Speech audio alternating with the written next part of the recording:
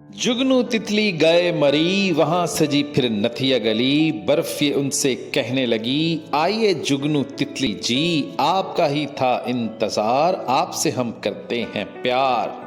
क्योंकि आप जब आते हैं नज़में हमें सुनाते हैं। जुगनू तितली खिलने लगे, बर्फ से घुलने मिलने लगे। घोड़ों की फिर सैर भी की, बड़ी ये उनकी ख्वाहिश थी। एक अजब था वो भी मंजर, निकले वहां से जब कुछ बंदर। धीरे धीरे पास वो आए, तितली ने उन्हें चिप्स खिलाए। बर्फ जो सचमुच दिल को छूले, दोनों ने फिर झूले झूले। फिर दोनों ने हौले हौले वहां बनाए बर्फ के गोले। एक दूजे को प्यार से मारे, लम्हे थे वो खुशकुन सारे। जुगनू साहब को प्रैंक जो सूझा, अब्बा जी ने कहा था बूझा। काम किया ये बड़ा ही नेक, गोला बनाया बर्फ का एक, और डैडा की तरफ उछाला।